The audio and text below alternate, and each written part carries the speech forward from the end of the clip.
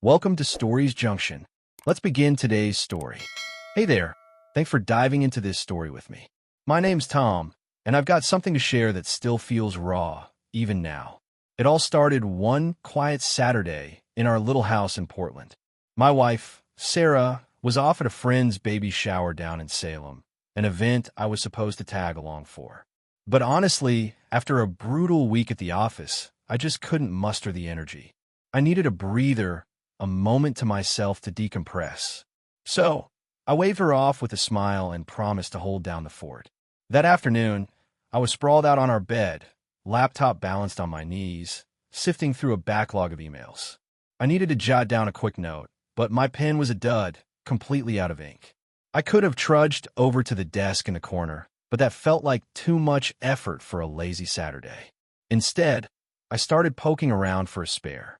My nightstand drawer was a bust, just a mess of old receipts, a broken watch, and some loose change. Then I thought of Sarah's side of the bed. Her drawer was always tidy, like she had some secret organizational superpower. I didn't usually mess with her stuff, but desperation for a working pen pushed me to slide it open. I rummaged through her neatly arranged items, some notepads, a few hair ties, a small bottle of perfume. Then, tucked beneath a stack of folded letters, I found something that made my stomach lurch, a box of condoms. Half hidden, like it was meant to stay that way. My mind froze. Sarah and I hadn't used condoms in our 10 years of marriage. It was an unspoken agreement, no discussion needed. We were solid, or so I thought. I pried open the box, my hands trembling slightly. One was missing. Just one, but that was enough to send my thoughts spiraling. Why would she have these? We hadn't been intimate in months, not because of any big fight, but life had just gotten in the way, work stress, long hours, and a quiet distance that had crept up on us.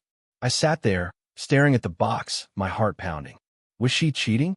The idea hit me like a freight train. I didn't want to believe it, but what else could explain this? I tried to think of other reasons. Maybe a friend left them here. Maybe it was a mistake, but none of it added up. The box was too deliberately hidden, too out of place in our life. I sat on the edge of the bed, the weight of that little box heavier than anything I'd ever held. My first instinct was to call her, demand answers, but I stopped myself. I'd made that mistake once before, years ago, when I thought she was too close with a coworker. I'd been wrong then, and the fallout had taught me to tread carefully.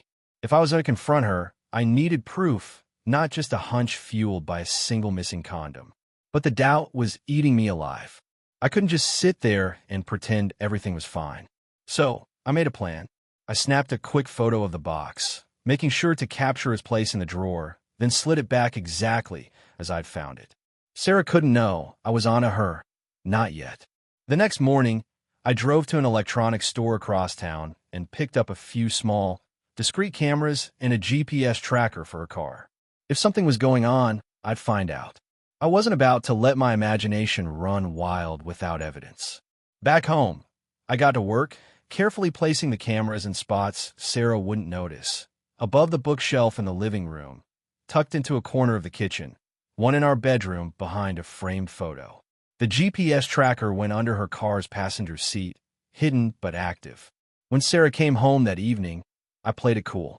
She walked in, her usual bright self, chatting about the baby shower, the games, the endless small talk. I nodded along, forcing a smile, but my eyes were studying her every move. Was there a hint of guilt in her laugh? A flicker of something off in her eyes? She seemed so normal, so Sarah, that for a moment, I wondered if I was losing it. Maybe I was paranoid, seeing shadows where there were none. But that box in her drawer wasn't a figment of my imagination. It was real, and it demanded answers. We sat down to dinner. I kept up the act, asking about her day, laughing at the right moments. Inside, though, my mind was racing.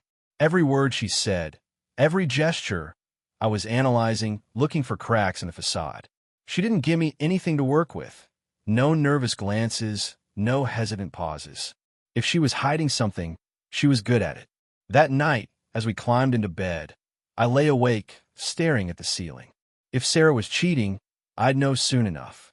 The cameras were rolling, the tracker was live, and I was ready to uncover the truth, whatever it was. The The days after I set up the cameras and GPS tracker felt like wading through quicksand. Every morning, I woke up with a knot in my stomach, knowing I was playing detective in my own marriage. Sarah went about her routine, oblivious to the eyes I'd hidden around our Portland home. I'd kiss her goodbye as she left for her marketing job downtown, then rush to my laptop to check the footage and tracker data. It was obsessive, I know, but that box of condoms in her drawer had cracked something in me. I couldn't just let it go. For the first week, nothing stood out. The GPS showed Sarah's car moving between predictable places: her office, the grocery store on Hawthorne, her yoga class near the river. The camera footage was just as mundane: Sarah making coffee in the kitchen, reading a novel on the couch, or folding laundry in our bedroom. It was so normal it almost felt cruel, like the universe was taunting me. I'd sit there, scrolling through hours of footage, waiting for something, anything to confirm or dispel the gnawing suspicion in my gut. But it was just her living her life, same as always. By the second week, the monotony started to mess with my head. Was I wrong? Had I blown this whole thing out of proportion? The condoms were still there in my mind, a glaring red flag, but the lack of evidence was making me question myself. I'd been through a rough patch at work, layoffs looming, endless deadlines, and maybe my stress was clouding my judgment. I tried to focus on the day-to-day, to act normal around Sarah, but it was like walking on eggshells. Every time she smiled at me or reached for my hand, I'd wonder if it was genuine or a cover for something else. One evening, about 10 days in, we were eating takeout from a food cart on Division Street.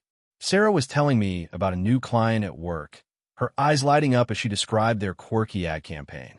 I nodded, but my mind was elsewhere, replaying the image of that partially open condom box. "You okay, Tom?"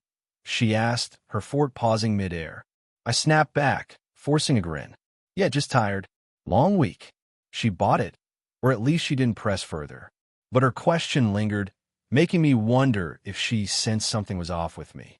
I kept checking the cameras and tracker religiously, but by the end of the third week, I was starting to lose steam. The footage was a loop of Sarah's routine: work, errands, home. No late-night drives, no secret meetups, no strangers slipping into our house. I even started to feel a little guilty, like I was betraying her by spying. What if I'd misread the whole thing? Maybe the condoms were old, from before we got married, forgotten in her drawer.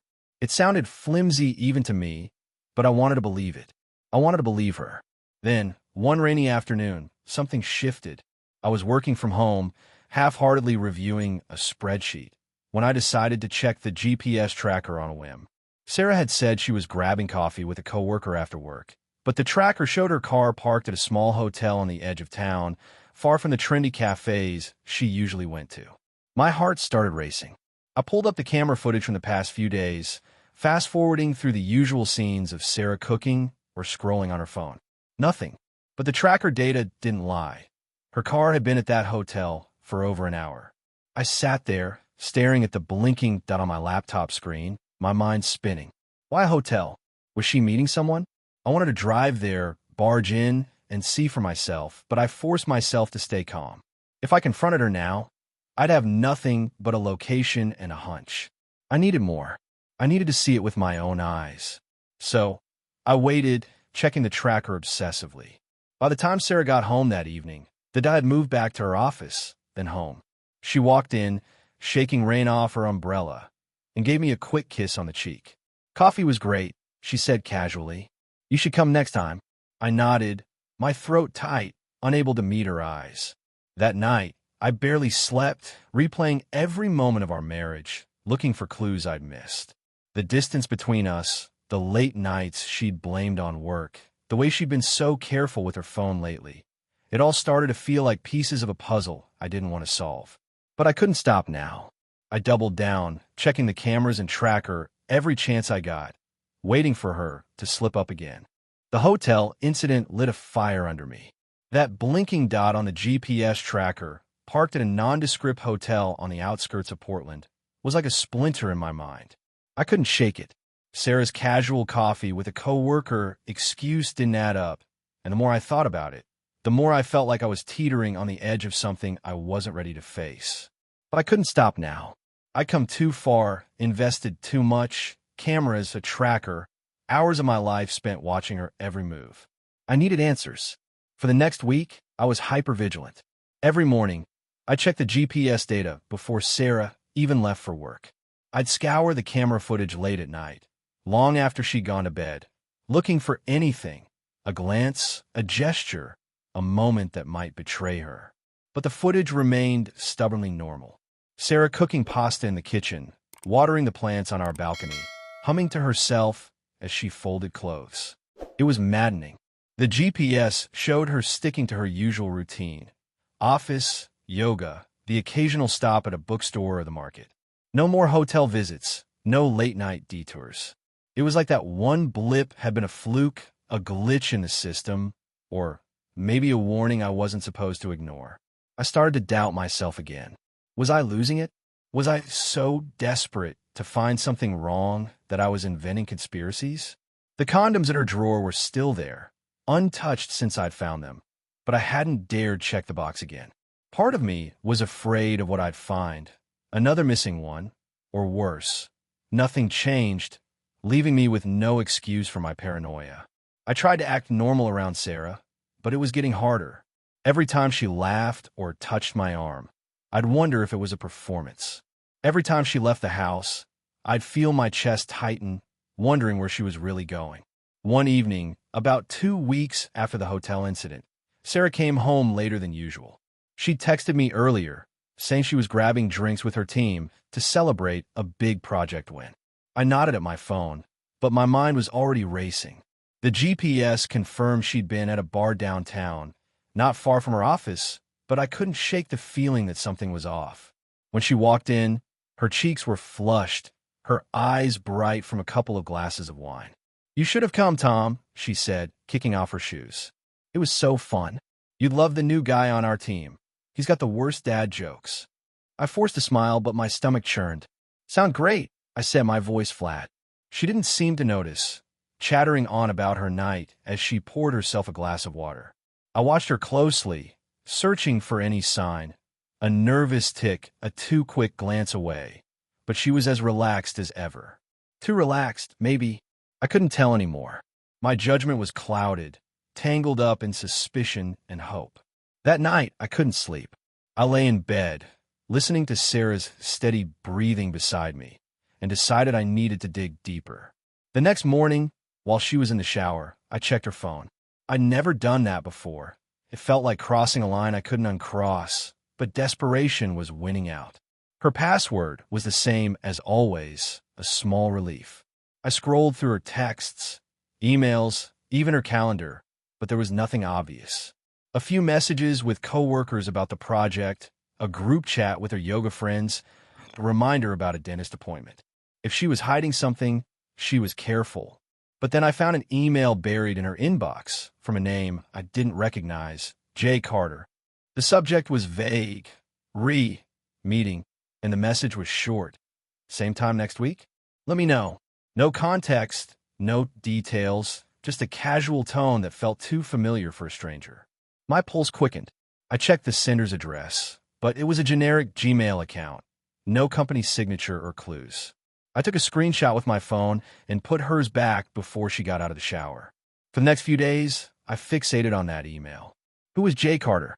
A coworker? A friend? Something more? I cross-checked the GPS data, trying to match her movements to the date of the email, but nothing lined up with another hotel visit. I even drove by the bar she'd been at, scoping it out like some amateur sleuth, but it was just a trendy spot packed with after-work crowds. No answers there. I was starting to feel like I was chasing my own tail, but I couldn't let it go. Then, one afternoon, I decided to check the condom box again. I don't know what made me do it. Maybe a gut feeling, maybe just exhaustion from the constant doubt.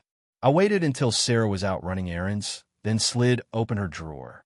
My hands were shaking as I lifted the stack of letters and found the box. I opened it, counting the foil packets. My heart sank.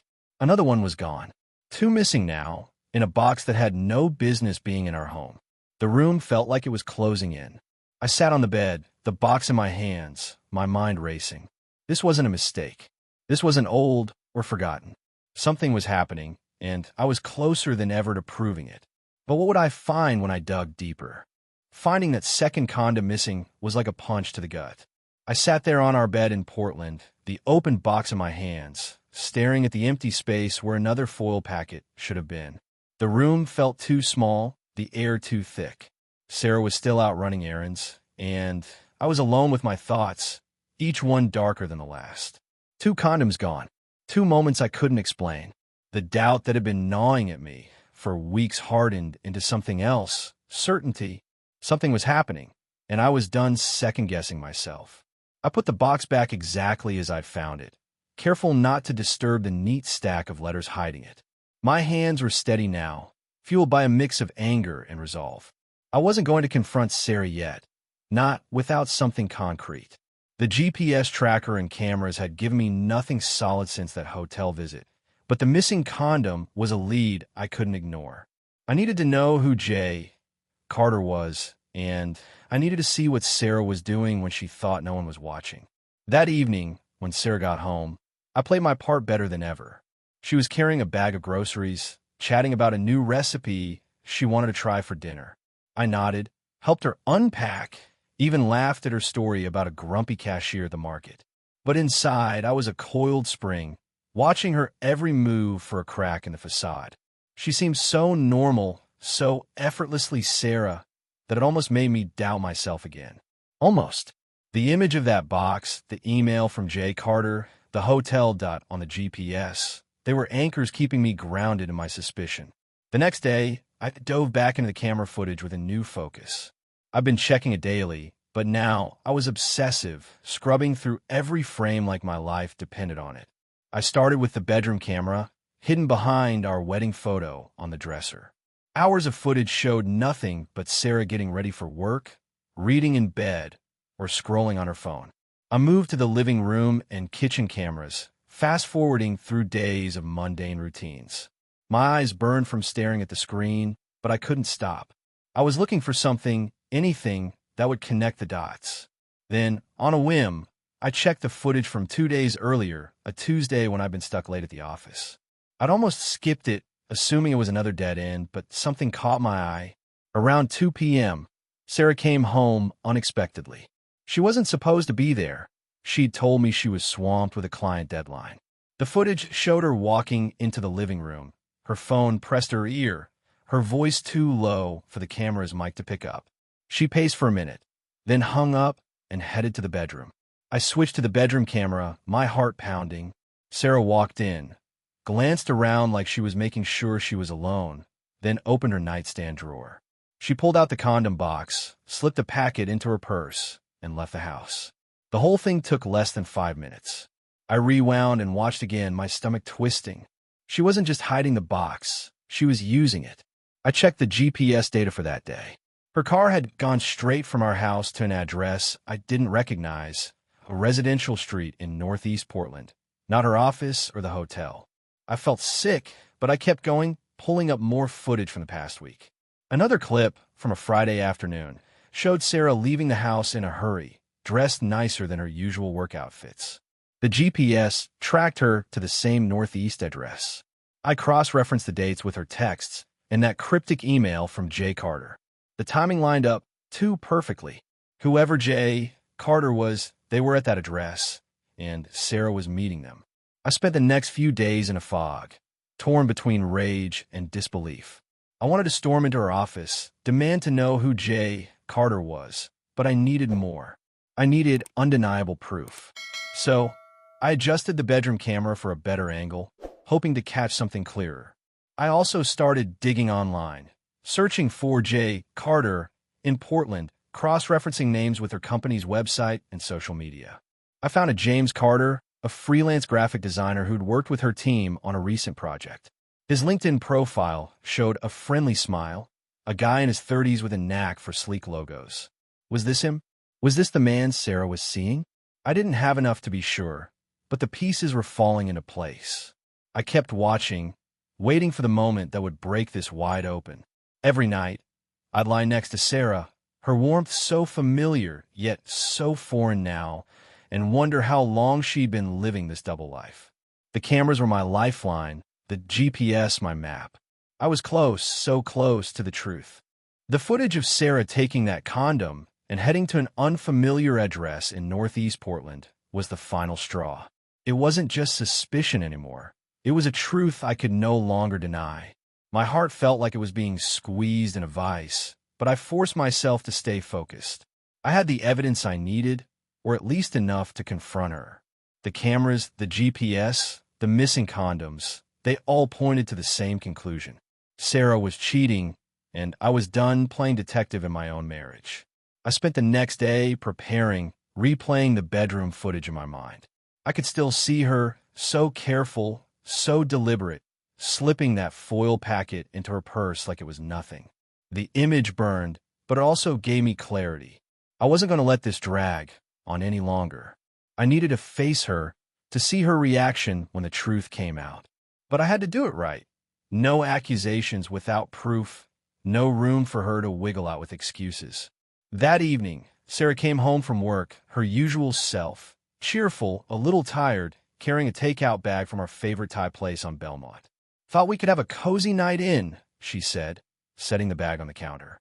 I nodded, my face a mask of calm, but my pulse was racing.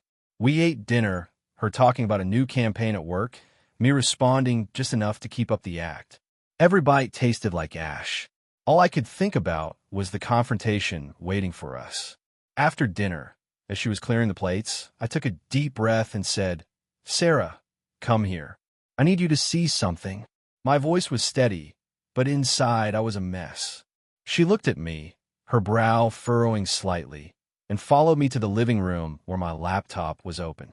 I'd queued up the bedroom footage the moment she took the condom. I hit play and watched her face as the clip rolled. Her eyes widened, her hand frozen mid-motion, a glass of water trembling in her grip. The screen showed everything, her glancing around, pulling the box from the drawer, slipping the packet into her purse. "What is this, Tom?" she asked, her voice barely above a whisper. "Why do you have cameras in our bedroom?" I didn't flinch. "I found the condoms months ago, Sarah. 2 are missing now." I didn't want to believe it, so I set up the cameras. The GPS tracker too. I know about the hotel. I know about the address in Northeast Portland. I know about Jay Carter. Her face crumpled, color draining from her cheeks. She set the glass down, her hands shaking. "It's not what you think," she started, her voice cracking. "It was a mistake, Tom. Just a one-time thing, I swear." I shook my head, cutting her off. "Don't. I saw you. I saw you take the condom. Sarah, I track you to that house. It's not a mistake. It's a choice. You've been lying to me, and I'm done." She stepped back, tears welling in her eyes. "Please, Tom, let me explain. It was just one stupid moment. I was lonely. We've been so distant." "Stop," I said, my voice sharper than I intended. "I don't need excuses. I've been watching you for months, hoping I was wrong. But I'm not. I know what I saw." She was crying now, her hands covering her face. "Please don't do this. I love you." It didn't mean anything, but did mean something. It meant everything. The trust we'd built over 10 years was shattered, and no amount of tears could glue it back together. "Pack your things," I told her, my voice cold but steady. "You can stay with a friend tonight. If you don't, I'll make sure everyone sees this footage." Her eyes widened, fear mixing with the tears. "You wouldn't," she whispered. "I don't want to," I said. "But I will. You got 1 hour." She didn't argue after that. I watched as she moved through the house like a ghost, gathering clothes, her toothbrush, a few books. She didn't look at me, didn't speak. The silence was louder than any fight we'd ever had. By the time she walked out the door, a duffel bag slung over her shoulder, I felt hollow but resolute. The next morning, I called a lawyer. It wasn't a decision I'd made lightly, but it was the only path forward. Divorce wasn't something I'd ever imagined for us, but sitting in that empty house, I knew it was right. By the end of the week, the papers were drafted. Sarah had moved in with her friend Lisa, who called me a few days later, trying to mediate. She told me everything. Lisa said, "She's sorry, Tom. She knows she messed up. Ask her to tell you the whole story." I replied, my voice flat. "She's not the victim here." I didn't elaborate. It wasn't my job to air our dirty laundry. The divorce went through quickly. Sarah didn't fight it. We split our savings, and I kept the house. Our house now, just